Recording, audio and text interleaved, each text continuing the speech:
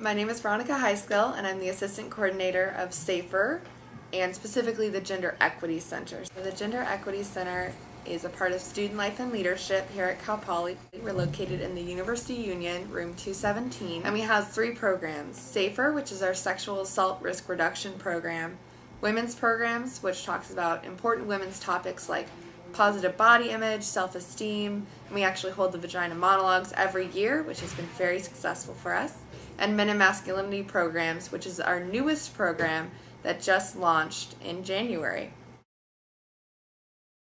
I actually first volunteered with the S.A.R.P Center, and sexual assault has been a particular passion of mine. My end goal is to actually become a counselor for survivors of sexual assault. So I'm very passionate about the work, and I think you'll see that a lot of our students are as well.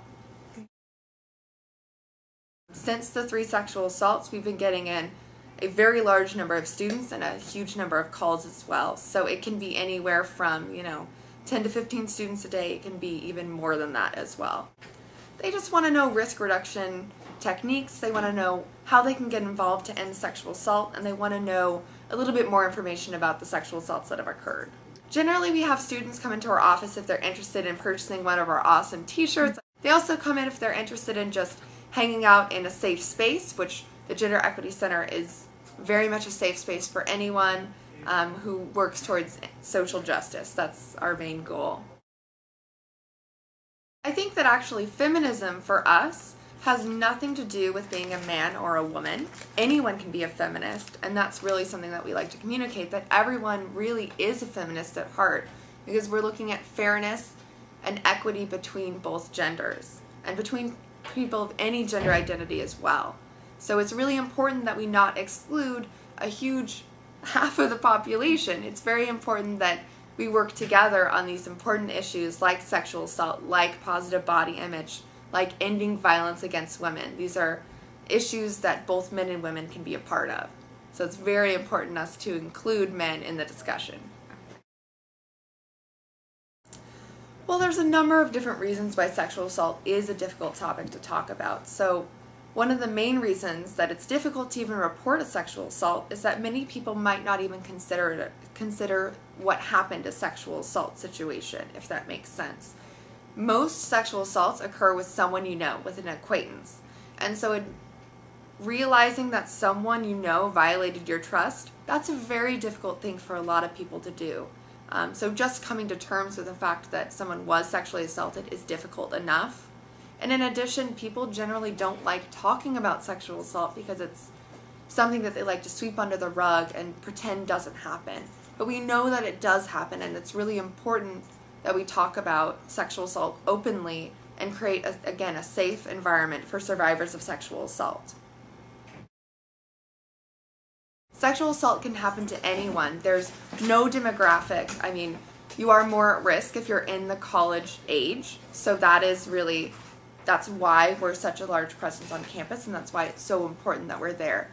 But men and women are both sexually assaulted. So the nationwide statistic is actually that 1 in 4 college women will be sexually assaulted by the time they graduate, and 1 in 10 college men. So clearly this is happening, and we know that it's happening. So it's important that we tell people it can happen to you. We certainly don't want it to, but it can, and we want you to be safe, and we want to teach you ways to reduce your risk of experiencing a sexual assault.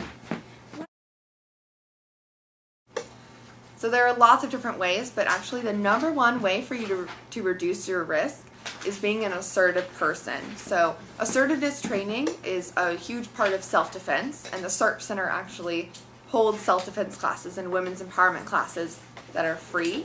So I would highly suggest contacting them. And assertiveness is basically standing up for your own rights without violating the rights of others. So communicating that these are my personal boundaries and I want to maintain these personal boundaries. That's very important, and communication is key to potentially preventing a sexual assault from occurring.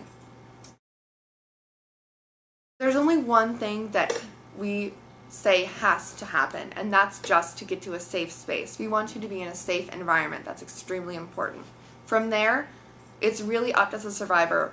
They have lots of different options of what they can do. We work off of the empowerment model, So the idea is that when the sexual assault occurs, a person's power is taken to choose is taken away from them, because the only person who chooses to sexually assault someone is the person who's sexually assaulting them. That makes sense, the perpetrator.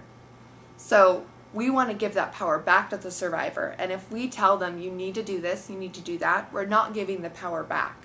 So we give them options. So there are options. You can seek supports. You can come into S.A.F.E.R or the S.A.R.P Center and get a peer counseling session. You can call the crisis line if you undergo a crisis with the S.A.R.P Center. Their number is 805-545-8888. So please call them 24 hours, 7 days a week. It's always available. In addition, you have the option to undergo a medical exam if you want. You have the option to report. It's entirely up to you what's going to make you feel safe, what's going to help you in your healing process. You have the option to seek medical attention as well. So there are a lot of different resources in our county that actually offer low to no cost reproductive care. So you can get access to Plan B, potentially to an abortion. You can get access to STI screenings. All of these things we can get you connected with. So the first and foremost thing is to believe them. Less than or 2% of sexual assaults are falsely reported. So that means 98% of reported sexual assaults are true. So even if you're going on a statistical basis, believe the survivor, listen to them, use active listening techniques, and they'll tell you what they need, and you can be there to help them. So we've heard a lot of victim blaming recently, and we really want to say that victim blaming is not okay. It doesn't matter what the survivor does, what he or she wears, what he or she is drinking. That does not matter. They are never responsible for their sexual assault. Again, the culpability is always on the perpetrator.